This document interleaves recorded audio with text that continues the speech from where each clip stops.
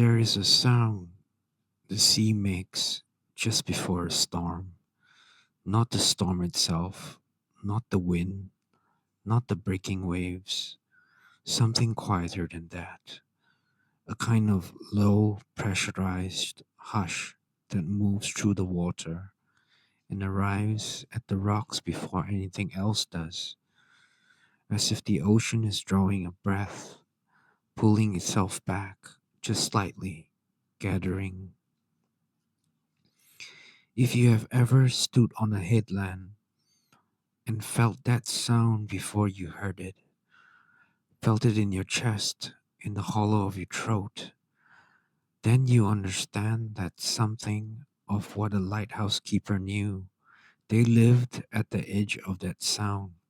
It was the first thing they heard in the morning, the last thing they heard at night. It was, in many ways, the texture of their entire lives. I want to take you somewhere tonight. Not a dramatic somewhere, not a storm at sea or a ship in distress, somewhere quieter than that.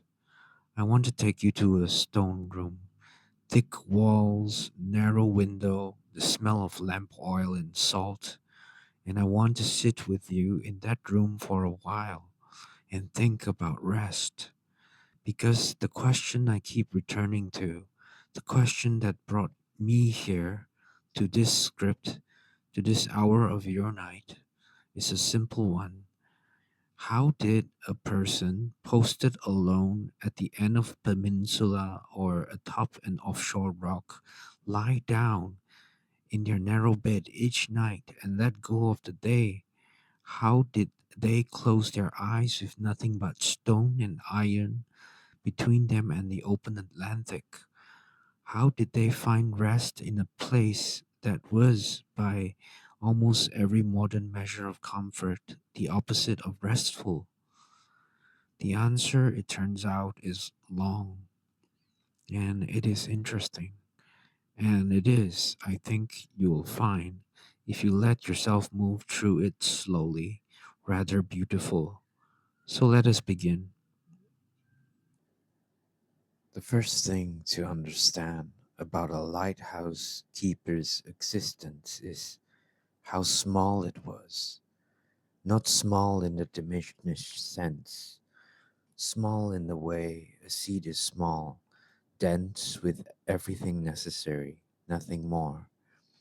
A lighthouse tower of the 19th century was typically 40 to 180 feet tall, depending on its location and the elevation of the coast it stood on. It contained, within that column of stone or brick or iron, almost everything a keeper needed to live. A lamp room at the very top, enclosed in glass, where the light burned. Below that, a watch room, a narrow circular chamber where the keepers spent their nights, watching the sea through the glass, tending the machinery that kept the lens turning.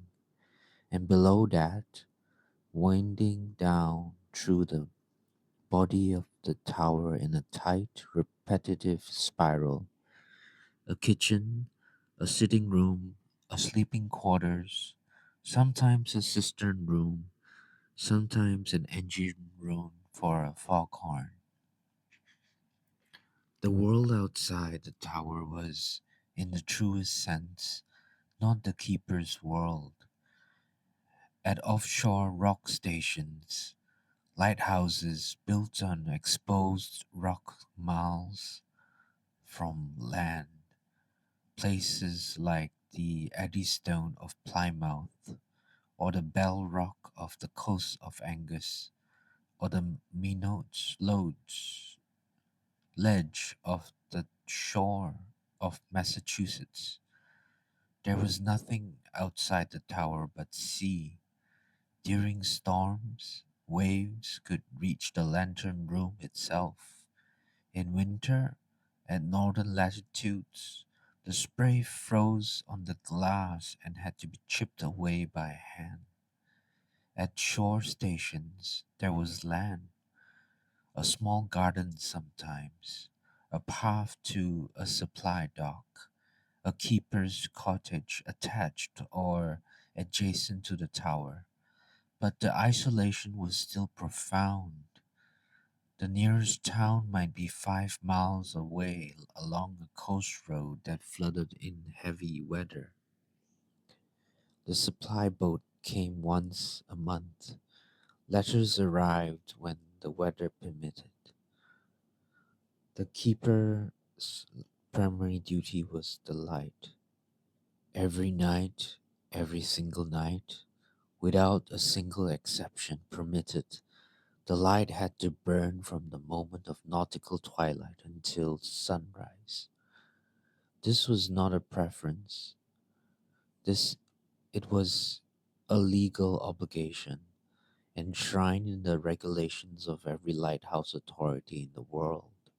A light that failed was a ship that might founder.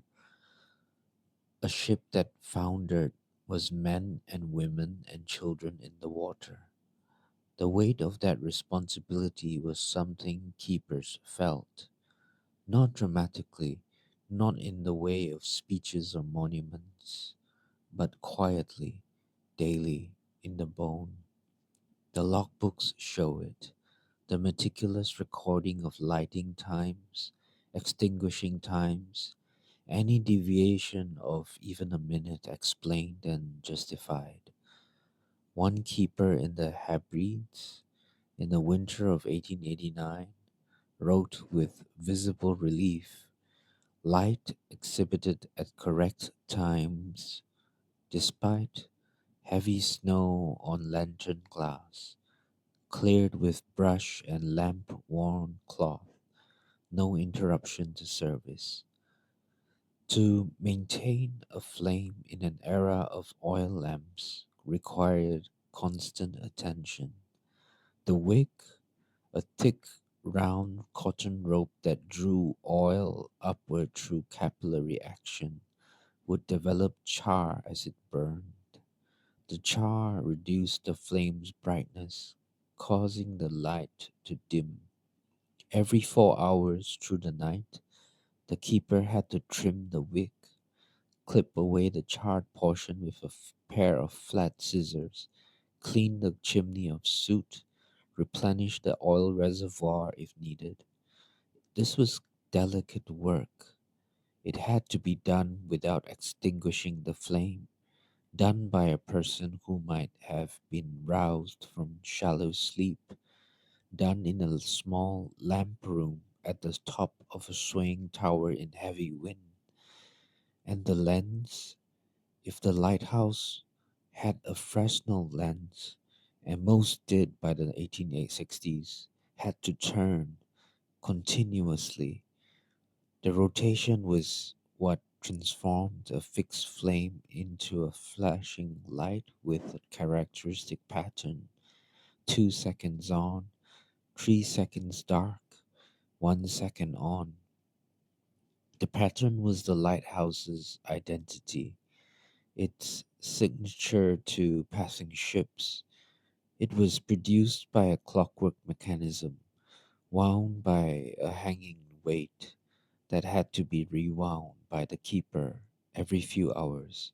If the weight reached the bottom of its travel and was not rewound, the lens slowed to a stop. The pattern vanished. The identity of the lighthouse disappeared into the dark. You begin to see, perhaps, the mathematics of the problem. If the wick needed trimming every 4 hours, and the mechanism needed winding every 3 hours, and nautical twilight in mid December at 55 degrees north lasted from 4 in the afternoon until 8 in the following morning, that is 16 hours of unbroken obligation through the night. Sleep, under these conditions, was not something you took in one long, uninterrupted block. Sleep was something you stole, something you fitted into the gaps between necessities, something your body had to learn to enter quickly, briefly, and to leave without complaint. There is a word for the lighthouse keepers practiced, though they would not have known it. The word is polyphasic. Sleep medicine divides human sleep patterns into several categories. The most familiar, the one that modern industrialized life had made into a kind of a norm, is called monophasic sleep, one long block, typically 7 to 9 hours, taken at night. Many people also practice biphasic sleep without realizing it. A long block at night plus a short midday rest, the siesta pattern common across Mediterranean and tropical cultures for millennia. Polyphasic sleep takes this further. It distributes rest across multiple short periods across the full 24-hour cycle. The lighthouse keeper's version of polyphasic sleep was not chosen. It was imposed by circumstance. But the body, given time and consistency, adapts to it with remarkable thoroughness. The adaptation begins in the brainstem, in the structures that regulate what sleep scientists call sleep architecture, the cycling through light sleep, deep slow wave sleep, and REM, the dreaming state. In a normal monophasic sleeper, this cycle takes approximately 90 minutes to complete one full rotation. Deep slow wave sleep, which is the most physically restorative phase, the phase in which growth hormone is released, in which the lymphatic system flushes metabolic waste from the brain, in which cellular repair accelerates, tends to dominate the first half of the night. REM sleep, which consolidates memory and processes emotional experience, tends to dominate the second half. When the body is forced into short sleep windows, it learns to prioritize. Sleep researchers studying polyphasic adaptation have observed that the brain, over 2 to 4 weeks of consistent short sleep scheduling, begins to compress its architecture. It moves from quickly into deep, slow wave sleep. It reaches the most restorative phases earlier in the cycle. It becomes, in a sense, more efficient, less willing to spend time in the lighter, transitional stages that serve mainly as a warm up for deeper rest. This compression has a cost. It takes weeks to achieve, and the period of adaptation is genuinely difficult. Keepers who are new to isolated postings often describe their first weeks as foggy, disoriented, heavy with fatigue that regular sleep didn't seem to resolve. Their circadian rhythms, the internal biological clock that regulates the timing of sleep, hormone secretion, core body temperature, and dozens of other physiological processes, were adjusting to a new pattern. The clock doesn't reset quickly, it resists change. But keepers who served long postings, years at the same station, often describe something different. They described waking quickly, sleeping deeply in short windows, feeling rested in a way that surprised them when they thought about it. One keeper stationed on a remote Scottish island rock from 1891 to 1898 wrote in his private journal, not the official logbook, but a personal record that was preserved by his family, a passage that reads in part, "My body has learned this life. I sleep as a cat sleeps, completely, briefly, and without concern for what woke me or when I will need to wake again." That sentence, written by a man who had never heard of polyphasic sleep research, contains within it an understanding of sleep adaptation that took formal science decades more to articulate. Here's something that may surprise you. The lighthouse keepers were not doing anything new. For most of human history, from the earliest written records until roughly the 18th century, what we now call normal sleep was not what humans typically practiced. What most people practiced in most parts of the world before the advent of artificial lighting was something historians of sleep have called segmented sleep or biphasic sleep in its older form. Not a single long block, but two distinct periods of sleep separated by an hour or two of wakefulness. The historian A. Roger Ackridge, who spent 2 decades researching this, found references to this pattern across medieval European literature, court records, religious texts, and diaries. People went to bed shortly after dark in winter in northern latitudes. This might be as early as 7 in the evening. They slept for 3 or 4 hours. They then woke naturally into a period they sometimes called the watch, a quiet interval between two sleeps.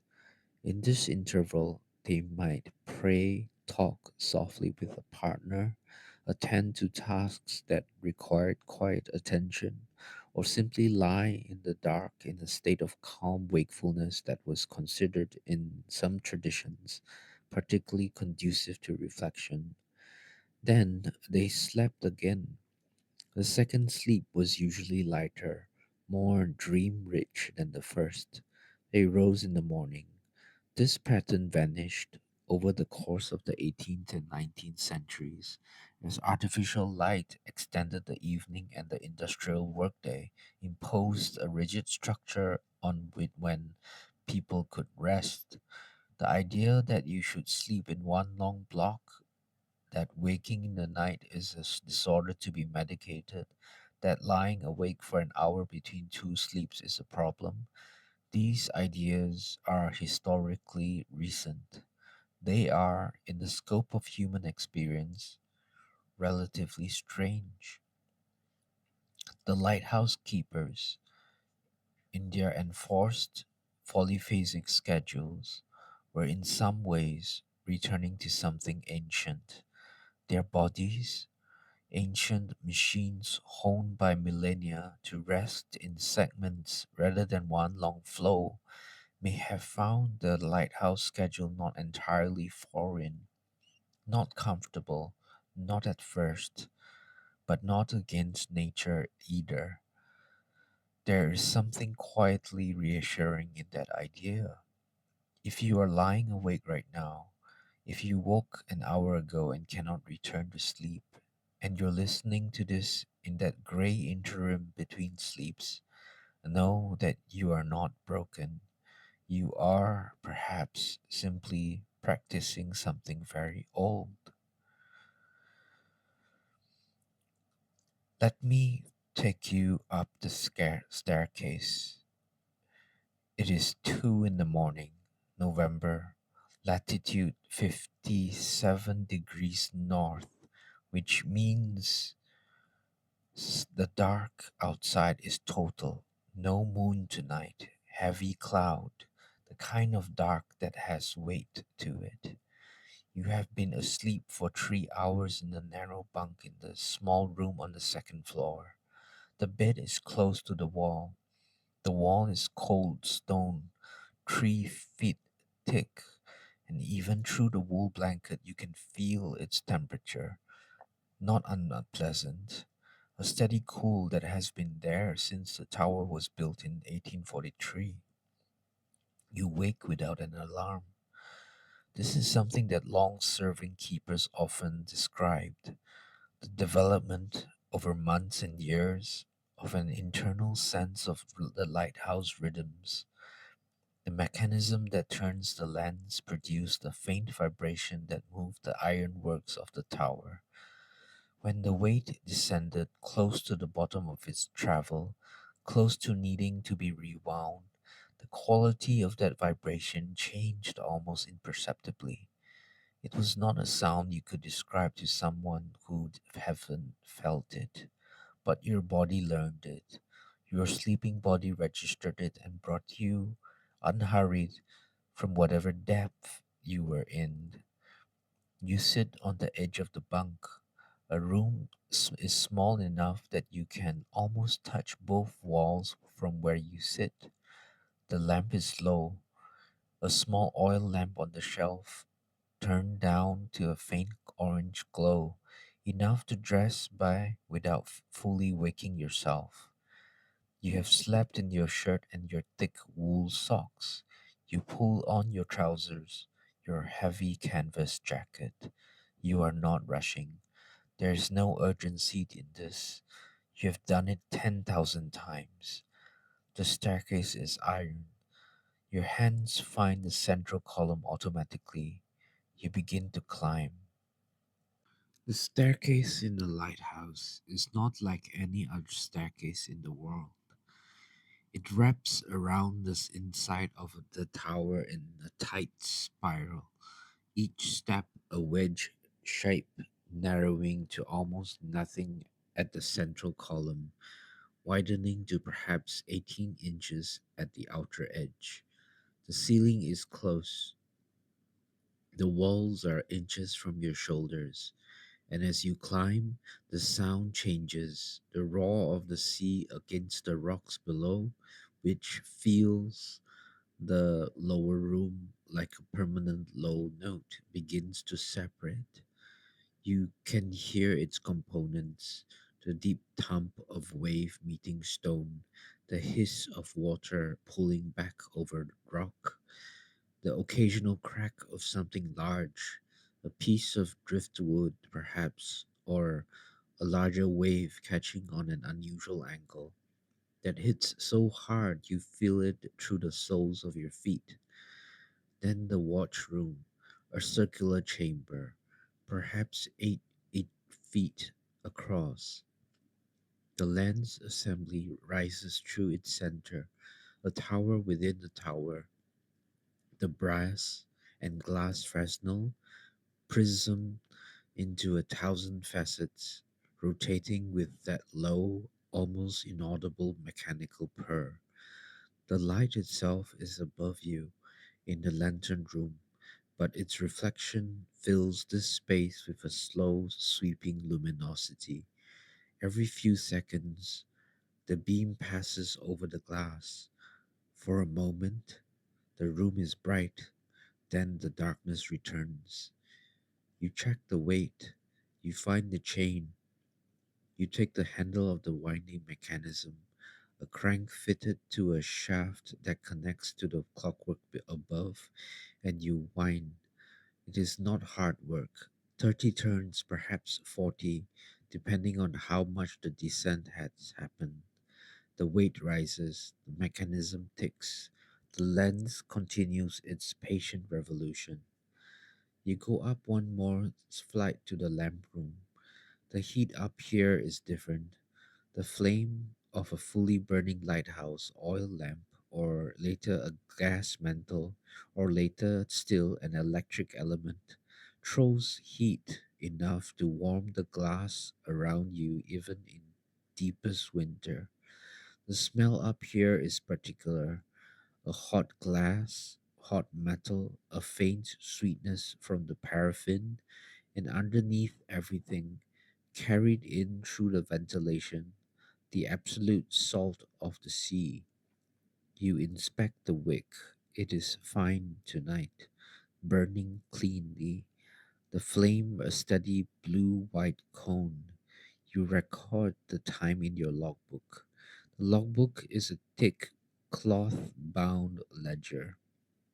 The pages are already filling with your entries from the weeks before. You write in your careful hand 0215, mechanism rewound, Flame clear, wind north northwest west, force 6, visibility moderate to poor, no vessels observed.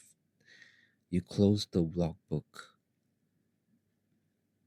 And now, this is the moment I want to stay in for a while.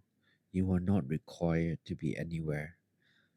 The mechanism is wound, the wick is trimmed, the logbook is written. The next obligation is 3 hours away.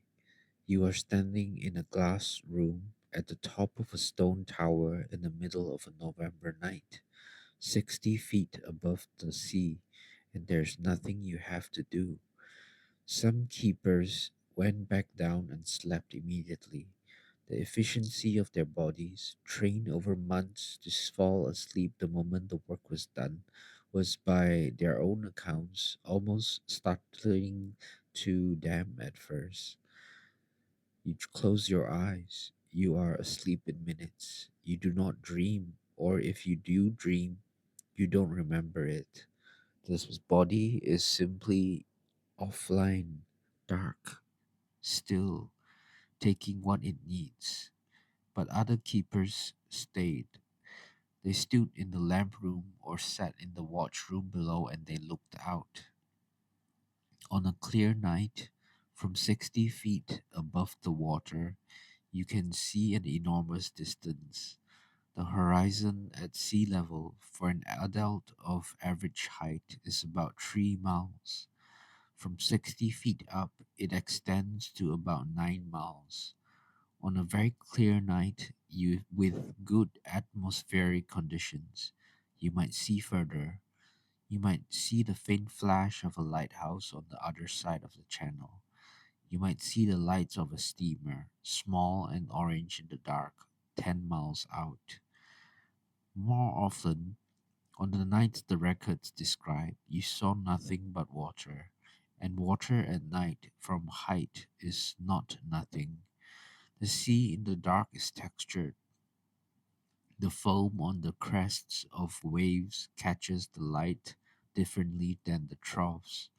The surface ripples at different speeds in different parts of your field of vision. Close in, the waves are deep, steep, and fast. Further out, they lengthen and slow. In a full moon, the path of light across the water is almost physical in its presence, a moving road of silver that waves keep remaking, moment by moment, never the same twice.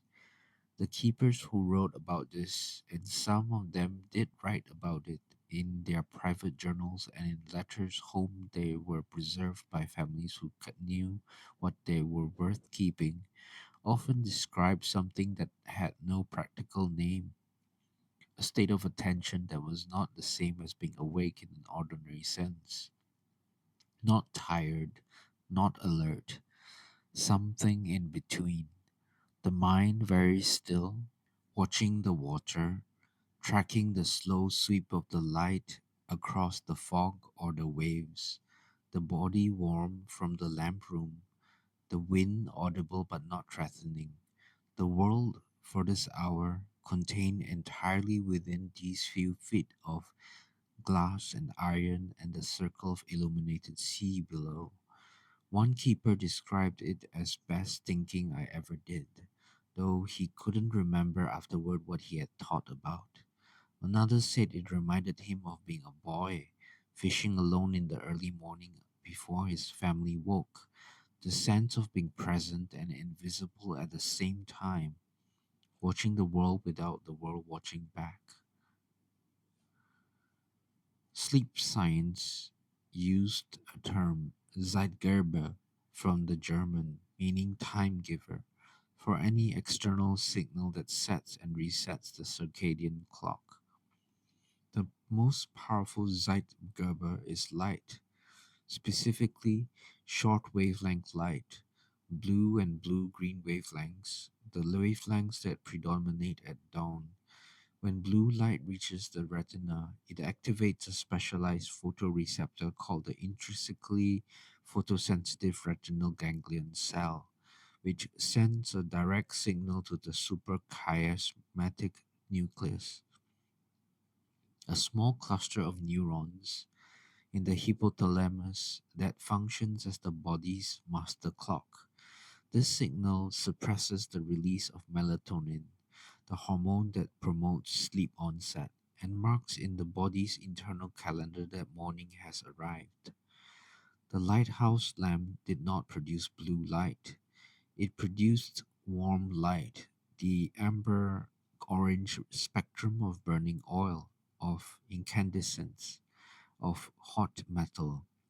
These wavelengths affect melatonin production only minimally, which means paradoxically that a lighthouse keeper who spent hours in the lamp room at the top of their tower, surrounded by the bright, warm light of the flame, moving through the small tasks of wick trimming and recording, was doing so in a state that their circadian clock registered broadly as nighttime. The darkness that came every few seconds as the beam swept away the darkness that the body felt.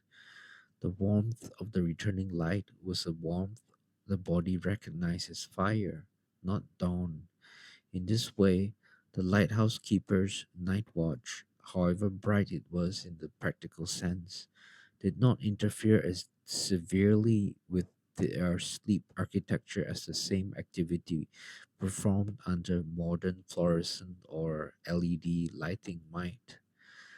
The 19th century keeper did not know this. They only knew that they could wind the mechanism and trim the wick and stand their watch and then descend the stairs and pull their blanket over their shoulder and be asleep within minutes. They thought it was habit. They thought it was exhaustion. They thought it was simply what the body did. They were right in a way, but the mechanism behind it was more elegant than they knew.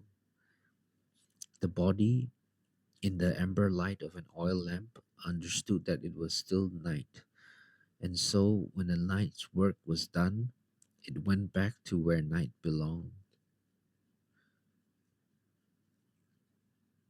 Let us move away from the mechanics for a while. Sleep, for the lighthouse keeper, was not a physiological problem, it was a psychological one. And the psychology of solitude is a subject that researchers has been studying with increasing urgency as solo ocean crossings and polar expeditions and long duration spaceflight become more common for several decades. What happens to a mind that is alone for a very long time? The first thing to understand is that the experience is not uniform. It varies significantly depending on the person, the duration of isolation, the predictability of the environment, the degree of control and the isolated person has over their situation, and whether the isolation was chosen or imposed. Lighthouse keepers had, in most cases, chosen their work, or at least accepted it knowingly. They had a high degree of control over their daily routine. Their environment, while extreme, was predictable in its extremity. You knew there would be storms. You knew the supply boat came once a month. You knew what the winter would be. This last point matters more than it might seem. The psychological research on solitary confinement, involuntary, unpredictable, uncontrolled, shows patterns of severe psychological deterioration, anxiety, hallucination, loss of time sense, dissociation. But the research on chosen solitude in structured environments, solo sailors, polar station crew, astronauts, shows something much more nuanced. There are difficulties, certainly, but there are also adaptations, discoveries, and in many accounts, a quality of inner life that the previously distracted person did not know that they were capable of. Psychiatrists who work with people in extended isolation describe what they call interior amplification. The inner world gets louder when the outer world gets quieter. This happens partly because the mind, deprived of its usual volume of external stimulation, increases its own signal gain, turning up the sensitivity of introspective thought, memory, imagination. Partly, it happens because solitude removes the social self, the version of you that is always partly performing, adapting, monitoring the responses of others. Without an audience, the performance stops. What remains is something more fundamental. For keepers, this amplification was distressing. Their archives contained accounts of men who became obsessively anxious about their health, unable to stop cataloging symptoms in their logbooks. Men who become superstitious in ways that frightened them. Men who heard voices or who wrote in their journals about the certainty that something was watching them from the water. But many more describe something different, a deepening, a slow wing of the interior weather, a gradual acquaintance with the self that was, in the end, companionable. What protected the keepers who thrived was not courage exactly. It was not the absence of fear. It was something more practical, and in its practicality, more profound. It was structure. Every keeper who lasted, every keeper whose journals show an equable, curious, observant mind through months and years of solitude, maintained an elaborate daily ritual, not because they were told to, though the lighthouse authorities did require certain routines, but because their bodies and minds demanded it, because structure, in the absence of external social structure, becomes the architecture of sanity. The keeper's day had its prescribed shape, the light extinguished at dawn, the lens polished, the logbook completed, breakfast taken at the same hour every morning, prepared with as much care as circumstances permitted, the keeping of the station, the painting, the cleaning, the maintenance of the machinery, a midday meal, an afternoon of what the official instructions called personal improvement, reading, writing, learning, an early supper, the preparation of the lamp for the evening, the lighting at twilight, the long watch. Within this frame, keepers built their own interior scaffolding. They had their reading habits, the books they had requested in their supply orders, the worn copies of Shakespeare or the Bible or whatever novel they've been sent by a brother in law who thought they might like it. They had their small crafts. A keeper at a lighthouse off the Welsh coast spent 12 years in his afternoon hours carving ships' figureheads from driftwood he collected from the beach below. 23 finished carvings were found in his cottage after his retirement, each one more intricate than the last. A keeper in Maine crocheted nets, not fishing nets, decorative ones, made from twine and dyed with boiled lichen, patterns that grew over months and years into something that visitors to his station, who occasionally came during the summer, described as heartbreaking in their complexity. What these crafts were doing, in the language of psychology, was providing what researchers call effortful but automatized attention, a task demanding enough to occupy the hands and the surface of mind simply enough to allow the deeper mind to wander freely. It is the same state produced by knitting, or by walking a familiar path, or by washing dishes by hand. The state that tends, in practice, to be when people have their most original thoughts, and when the craft was set down, and the book was closed, and the lamp was burning, and the night had fully arrived.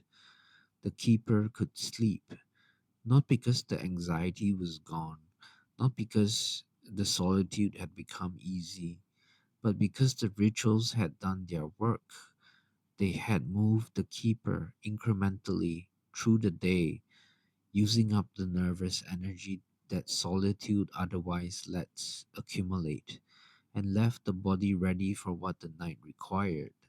A mind that has worked with its hands for an hour is a mind that wants to stop. A body that has moved and done and built is a body that wants to be still. The dreams they had. The historical record of lighthouse keepers' dreams is fragmentary, as all records of dreams must be, filtered through the discomfort of writing them down, the difficulty of remembering them, the cultural conventions about what was appropriate to confide even in a private journal. But what exists is remarkable. Keepers who kept detailed journals over years showed a consistent pattern of what sleep researchers would recognize as incorporation dreams, dreams in which the sensory environment of the sleeper is folded directly into the dream narrative. The most incorporation was the sound of the sea. Keepers dreamed of the sea constantly. They dreamed of swimming in it, of sailing in on it, of watching it from the shores that were not the shore they lived on. They dreamed of people they loved appearing to them on boats, arriving or departing across a gray expanse of water. They dreamed of the light, the turning beam, appearing in landscapes far from the ocean, illuminating fields, forests, city streets they had known in earlier lives. The mechanism behind this is understood. Sound, processed by the auditory cortex, continues to reach the sleeping brain, particularly during lighter sleep stages. The brain, narrativizing as it does in dreams, incorporates the sound into whatever the story is telling. The roar of the sea becomes the roar of a crowd. The foghorn becomes a warning called across a field. The creak of the tower in wind becomes the shifting of a house or the movement of something in an adjacent room. What is less understood and more interesting is why the emotional content of these incorporated sounds so often trended toward comfort rather than threat.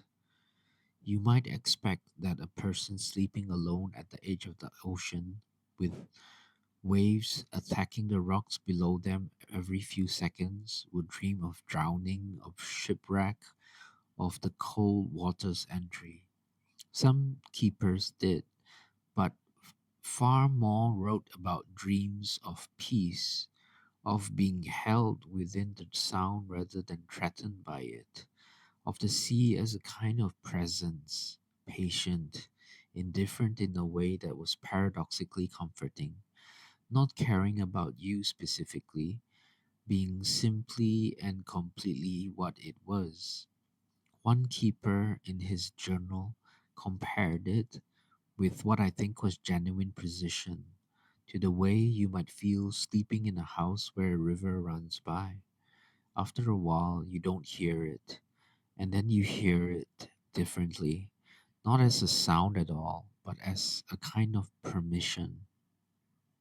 Sleep in the lighthouse was, in a physiological sense, deeply dark. This is worth pausing on. Modern sleep, sleep in cities, sleep in homes lit by streetlights, sleep by people who use screens until late in the evening, is sleep preceded by a kind of chronic low level light pollution that keeps melatonin levels suppressed past the point at which the body would naturally begin preparing for rest. Melatonin production begins when suprachiasmatic nucleus in the hypothalamus, no longer receiving signals of bright light from the retina, releases its inhibition of the pineal gland. The pineal gland begins secreting melatonin into the bloodstream. Core body temperature starts to its nightly decline. The hands and feet, always the first areas to lose heat, extremities being the body's radiators, begin to feel faintly warm as blood vessels dilate to push heat to the surface, away from the core. The muscles of the shoulders, which in most people carry tension through the waking day, begin to soften. This cascade, melatonin, temperature drop, muscle softening, happens on a schedule, and it happens most thoroughly and in its most natural form in genuine darkness.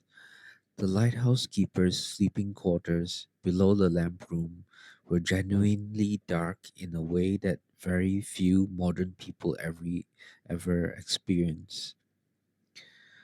The windows were small and thick glassed, facing the sea rather than any settlement. On overcast nights, and in the North Atlantic, overcast nights were most nights. The darkness was total, not the partial dark of a bedroom curtain, not the orange gray of urban sky glow, absolute dark. The kind of dark in which you cannot see your hand in front of your face. Sleep researchers who study darkness as a variable in sleep quality have found that deeper darkness is associated with faster sleep onset, falling asleep more quickly, and with increased slow wave sleep duration, spending more time in the most physically restorative phase. The mechanism is partly direct, through melatonin, but it may also be partly psychological. The experience of genuine darkness for many people produces a particular quality of bodily surrender. There's no information in total darkness. There's nothing to evaluate, no visual data to process, no partial stimulation that the mind's ever scanning attention can seize on. There is simply nothing to look at. And when there is nothing to look at, the eyes finally close in a way that feels different from simply keeping them shut. They close all the way. The muscles around them release. The expression that you wear, even in the dark, the slightly watchful, slightly ready position that most waking faces carry, softens into something else. The lighthouse keepers slept in that kind of dark, and while their sleep was interrupted, while it was parceled into brief windows between obligations, what they had within those windows may have been qualitatively different from what most of us find in our lighter, more compromised dark. Let me tell you about some of them, the actual people, not the abstraction of the lighthouse keeper, but specific human beings who lived specific lives in specific places. Because the most persuasive evidence of the possibility of peace in radical isolation is not the science. The science explains the mechanism. The people show you what it felt like. The name of Grace Darling is one of the most famous in Lighthouse history, though not for her night watches.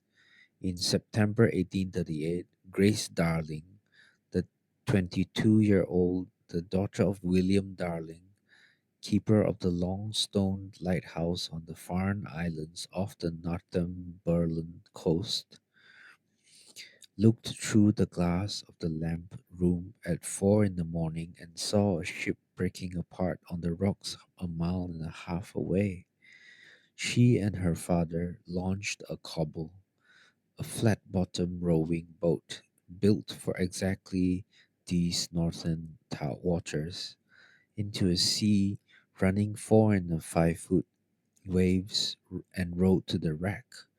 They brought back 9 survivors. They rowed out again and brought back more. The story spread.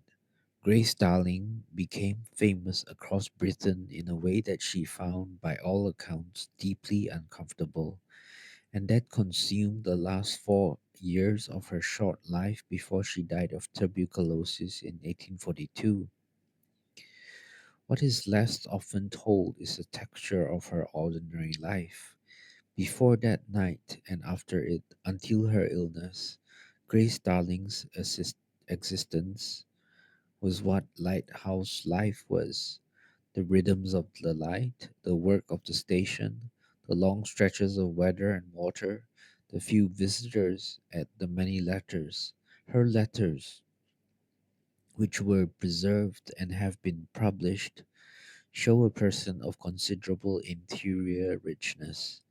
She wrote about the birds of Farne Islands with detailed attention, the puffins that nested in their burrows on the rocks, the gray seals that hauled out below the lighthouse in autumn, the eider ducks she watched from the window on mornings when the sea was flat and gray green and absolutely still. She wrote about sleep once in a letter to a friend who had asked whether she was not terribly lonely. She wrote, "I sleep as well here as I ever slept anywhere.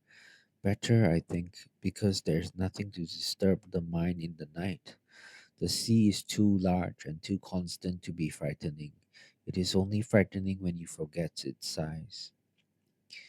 There were many women lighthouse keepers, true, though the official history often took longer to name them. Ida Lewis, stationed at Lime Rock Lighthouse in Newport Harbor, Rhode Island, served as keeper for over 50 years, beginning in 1858 when she took over the duties of her incapacitated father, and continuing long after she was formally appointed in her own right. She rescued at least 18 people from the harbor over her career, wading into cold water in her nightgown on several occasions. She was called the bravest woman in America by a visiting reporter, a designation she dismissed. What she talked about in interviews late in her life was the harbor, the way it looked in different weather, the way light moved through it in the early morning, the way she felt, she said, completely at home, in a way she did not feel anywhere else. Maria Bay served alone in the Newburyport Hart Harbor Lighthouse in Massachusetts through the 1840s. The records she kept are meticulous: twice daily weather observations, detailed notes on passing vessels, but the personal documents her family preserved show a woman deeply at peace with her solitude. She described her evening routine: dinner at 6, lamp lit before 7, a period of reading by the light of a small personal candle, then sleep, then the night's work, then more sleep before dawn. She wrote about her sleep the way you might write about a reliable friend. "A good night," she noted repeatedly. "Slept well between the rounds." There was a hierarchy of difficulty in lighthouse postings, and at the top of it, or rather the bottom of it, the most extreme position, were the rock stations. A rock station was a lighthouse built not on a headland or an island, but on a submerged or barely emergent rock in the open sea. The engineering challenges were enormous. The human challenges were different and in some ways more extreme. At a rock station, there was no shore, no garden, no walk to take. There was the tower and the rock this tower stood on, and around that, in every direction to every horizon, the sea.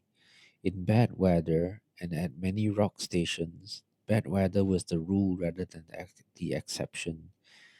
You might be confined inside the tower for days at a stretch, the sea swirling over the base platform, spray reaching the lantern room, the structure swaying perceptibly in severe storms. Some of these towers swayed 2 or 3 inches at the top of in force 10 conditions. The movement was described by keepers who experienced it as not alarming. After a while, like a ship, you adjust. The keepers at rock stations typically served in rotations, 3 or 4 weeks on, 3 or 4 weeks ashore. This rotation itself had effects on sleep. Each transition from land to rock, from rock to land, required a recalibration. The body had adjusted to the sound of the sea. Now it was in a city. The body had adjusted to the city. Now it was back on the rock. The former rock keepers described a recurring experience, waking in the first nights back on shore from dreams of the tower, certain they had missed their watch, reaching for the crank of the mechanism that was not there. The rock became internalized. It lived in the body even during the weeks away. James Sherritt, who served for many years at an exposed rock lighthouse off the north coast of Scotland. The records identify the station, but I'll leave the geography general. In the way you would if you were telling this story in a pub rather than a textbook, wrote in his private journal a passage that I thought about many times. The worst nights at first were the calm ones. In a storm, you have the work to do. The noise is so large it fills the mind completely. But in a flat calm, in the black hours of a summer night, the only sound is the lap of water at the base and the turn of the lamp. And those sounds together make a silence so deep that at first I could not bear it. I used to stand in the watchroom and count my breaths just to be sure I was still there. Now, after 4 years, those nights are my favorite. There is a word I once read in a book that I have never heard spoken aloud. It was the word liminal, which the book said meant a threshold state, neither one thing nor another. This is what the deep calm nights are, neither asleep nor awake, neither in the tower nor in some other place entirely, just present, very quietly at the edge of things.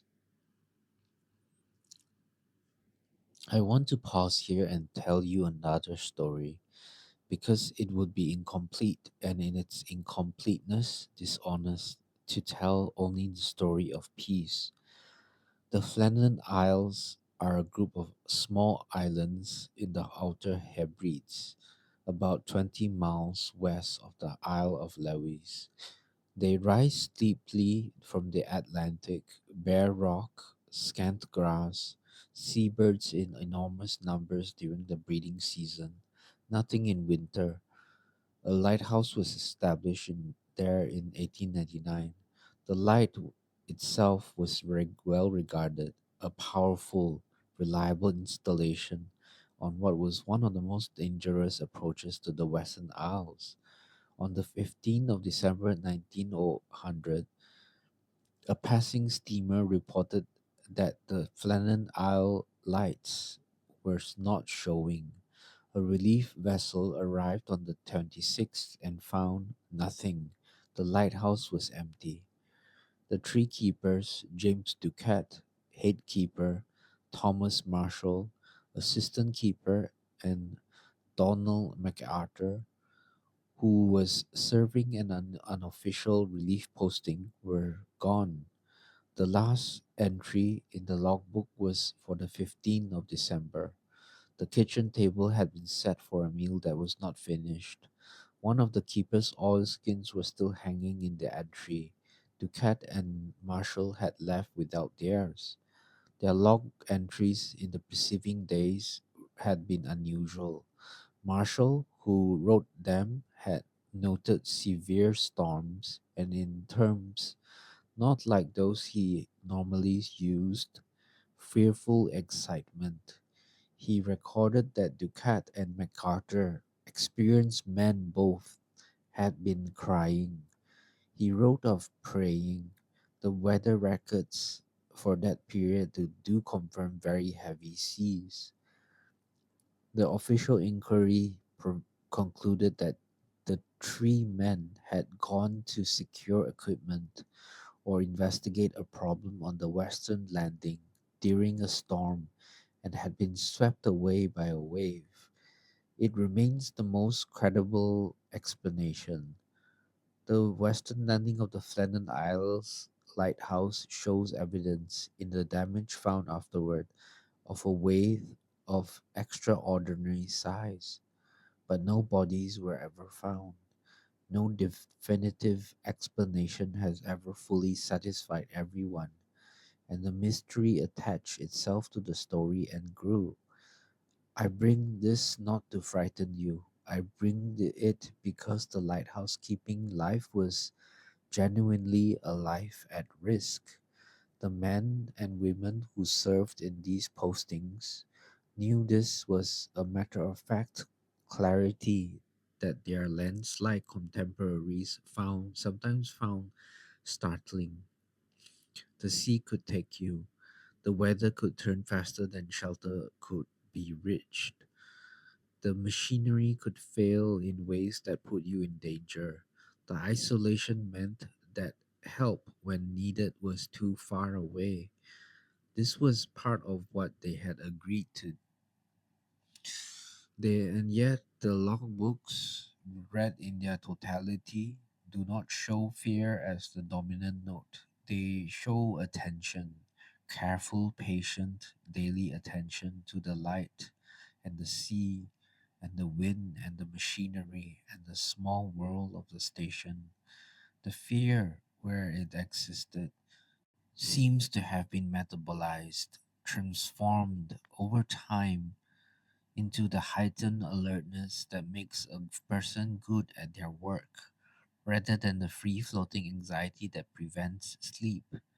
They were afraid in the right way, afraid of specific things at specific times for specific reasons, not afraid of the dark, not afraid of being alone, not afraid of rest. Let us go back to the science, but slowly. There is a concept in neuroscience called the default mode network. It describes a set of brain regions: the medial prefrontal cortex, the posterior cingulate cortex, the angular gyrus, among others, that show their highest activity not during focused tasks, but during rest, during mind wandering, during the moments when you are not doing anything in particular and your mind moves freely through memory, anticipation, imagination, self reflection. For most of the 20th century, this activity was considered noise, background static in brain scans that researchers tried to filter out. Then, in the early 2000s, a series of researchers began to look at it differently. The default mode network, it turns out, was not random. It was highly organized. It was doing something specific and important. It was, among other things, consolidating. The default mode network, during its most periods of restful activation, appears to be integrating information from recent experience with older memories. It is doing the work of narrative coherence, stitching the events of the day into the larger story of the self. It is running social simulations, sorry, of what if, what they mean when, what should I have said. It is doing the imaginative work that makes future planning possible. This work cannot happen during focused attention. When you are reading a document or solving a problem or following a conversation, the default mode network is suppressed, quieted by the attentional networks that direct your focus outward. It can only do its work in the gaps, in the idle moments, in the watch room at 2 in the morning when the lens is running and the sea is running and there's nothing specific that needs to be done. The lighthouse keeper who stood at the glass hour for an hour between their tasks, watching the dark water, mind moving slowly through what exactly they couldn't always have said, was in the language of modern neuroscience doing something essential. They were letting the default mode network run. They were consolidating, integrating, making sense of things. Sleep is the other primary time when this work happens. During slow wave sleep, and particularly during REM, the default mode network shows patterns of activity that parallel those of waking rest. The hippocampus, the brain's primary structure of converting short term experience into long term memory, replays the events of the day in compressed and transformed form and transmits them into the cortex for storage.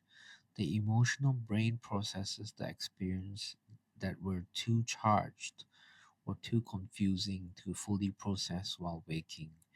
Dreams are, in part, the surface representation of this processing, the conscious mind watching in fragmentary and narrative form. The unconscious mind does its filing. What this means is that the lighthouse keeper who stood in their watch room at 2 in the morning and gazed at the sea, mind wandering freely, and then descended the stairs and lay down and slept deeply for 3 hours, was in a physiological sense doing something continuous. The waking rest and the sleeping rest were both serving the same architecture, both working on the same material. The gaps, the watches, the long hours of quiet attention, they were not the absence of the work, they were part of it. The body's temperature drops to facilitate sleep. This is a fundamental biological fact, so basic that it tends to get lost in discussions of sleep hygiene that focuses on mattresses and melatonin. But it matters. Core body temperature needs to decline by roughly 1 to 2 degrees Fahrenheit from its daytime peak before the brain will permit full entry into deep, slow wave sleep.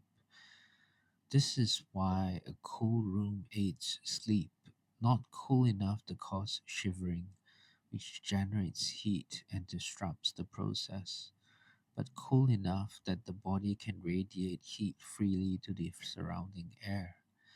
It is also why a warm bath before bed, counterintuitively, can aid sleep onset. The bath draws blood to the skin, which then radiates heat rapidly to the cool air of the bathroom, accelerating the core temperature drop that the body needs to make before it can sleep. A stone house lighthouse in the North Atlantic in November is cold. The walls are always cold. The air is always cold, even with the fire in the kitchen range.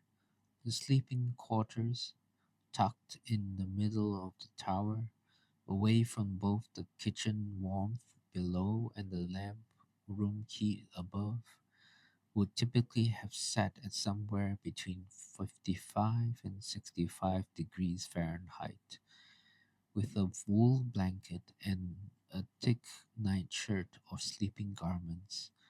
A keeper would have been warm enough for comfort.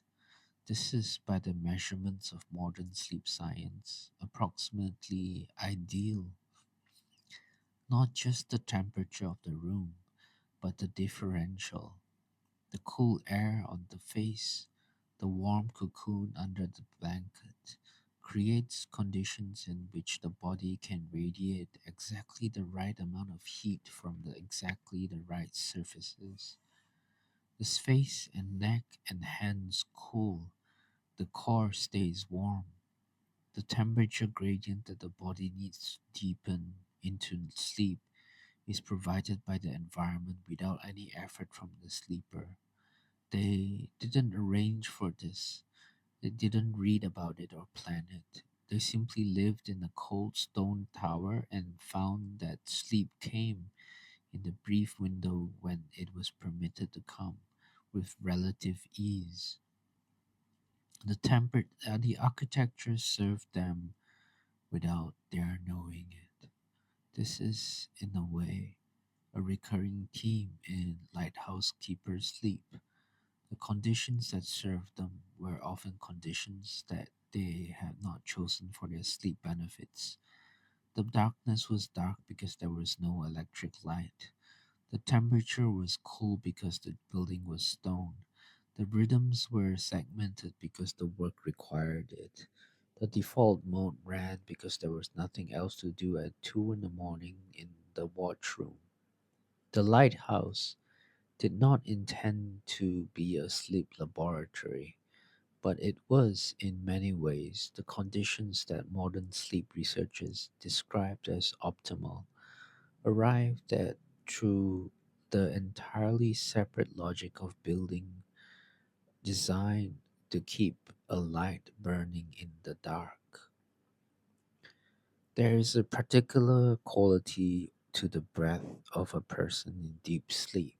Not the irregular, effortful breathing of light sleep or stressed waking. The breathing of deep, slow wave sleep is slow, typically 8 to 12 breaths per minute. Compared to the waking rate of 12 to 20, it is very regular. Each breath is full, unhurried. The rib cage expands completely at the inhale. The exhale is long and slightly slower than the inhale, the way the tide retreats more slowly than it arrives. If you were to stand in the doorway of a lighthouse keeper's sleeping quarters and watch them sleep, this small room, stone walls, the narrow bunk with its woolen blanket, the dark that was so complete you would have trust your ears rather than your eyes. This is what you would hear: slow breath, the faint sound of the sea, the machinery above, distant now from this room, turning with its low, patient hum, and perhaps the wind in the ventilation, a thin note that changed pitched with the gusts, and nothing else. The keeper's body in that room, doing what it has always known how to do when it is given what it needs: the darkness, the coolness, the regularity, the weight of the blanket, the certainty that the mechanism is wound and the wick is trimmed and the record is written and the next obligation is 3 hours away. The body knows. It does not need to be told. It does not need to be persuaded. It does not need a perfect situation. It needs only enough. Enough dark, enough quiet, enough safety, enough trust in the rhythm that holds it. We are near the end now. The night watch is almost done. In the distance, east, where you would have not been looking because the light sweeps west, the darkness has changed quality, not lightened exactly, not enough to see anything differently, but changed. A particular shade of very deep blue, almost imperceptible, that is not the back of tree in the morning. The keeper who has been sitting in the watch room knows this shade. They have seen it 100 times. They know what it means. Another hour, perhaps, perhaps 90 minutes. The light must continue until nautical twilight, until there's enough natural light on the water for navigation without the tower's help. They wind the mechanism one final time. They go up to the lamp room. They inspect the flame, which is burning low now on its last measure of oil, the wick slightly charred but still clean enough, the light still strong. They record in the logbook 0515, mechanism wound, flame satisfactory, wind NNW easing, visibility improving, no vessels observed overnight. And then they wait. The sky in the east, they can see it from the lamp room. Between the brass framework that holds the glass panels, continues its slow transformation. The black becomes the very dark blue. The very dark blue becomes a slightly lighter blue. And then along the horizon line, a thin seam of gray opens, not colors yet, just light, barely distinguishable from dark, the way a sound you have been hearing for a long time becomes indistinguishable from silence only when it stops. The keeper extinguishes the flame. They do not do this by turning down the oil supply and allowing the flame to reduce, rather than blowing it out. An abrupt extinguishing could damage the mantle, could leave soot on the lens. The flame lowers, lowers. The color of it changes as it reduces, from white blue to orange to a deep amber. The lamp room, which has been bright all night, dims. The darkness of the morning, which is not complete darkness, which is the gray half light of very early dawn, fills the space. The lens stops. The keeper stands in the quiet for a moment. Outside the glass, the sea is becoming visible. It is gray in texture, running with moderate swells, white caps intermittent. The rocks below the tower are black and wet, the foam from the last wave still settling. In the distance, through a gap in the cloud, the first light is orange on the horizon. Not yet the sun, but the promise of the sun. A warmth of color that has nothing to do with the warmth of air, but still, somehow, feels warm.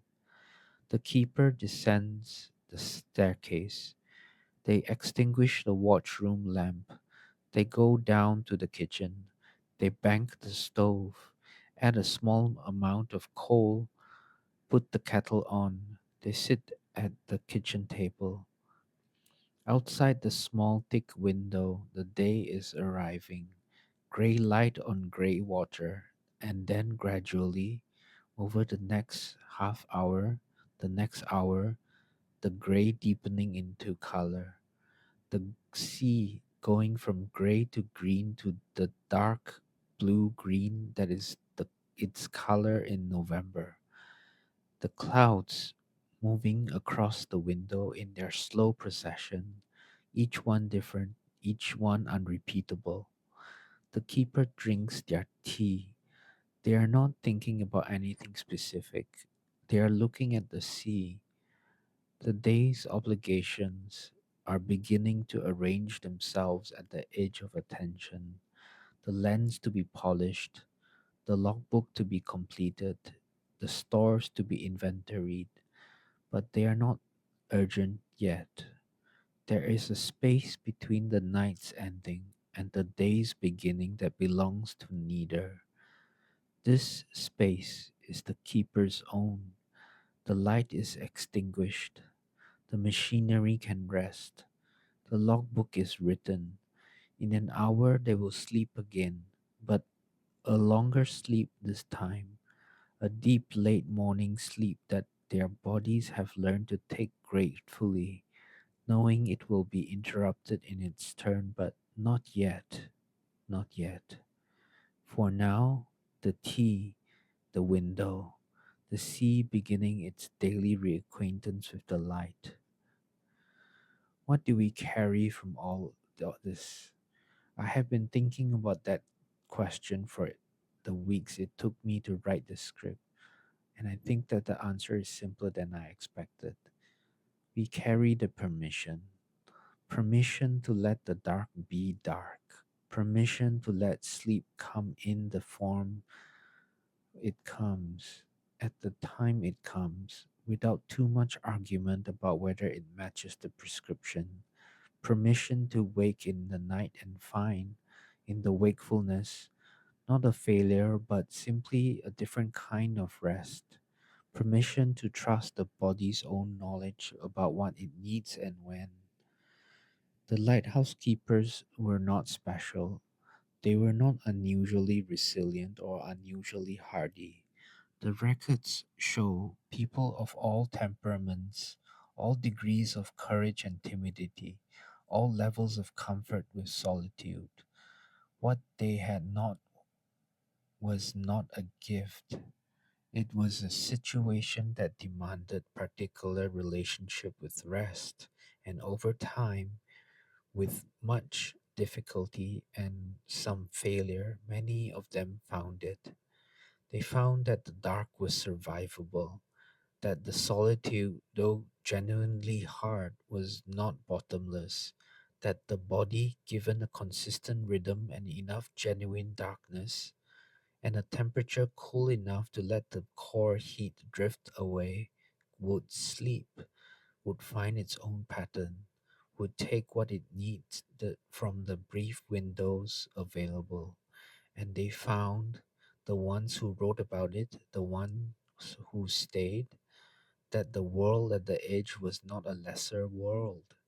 The small room, the turning light, the gray water, and the gray sky, and the particular silence of 3 in the morning at the outermost edge of land, these were not the setting of a diminished life.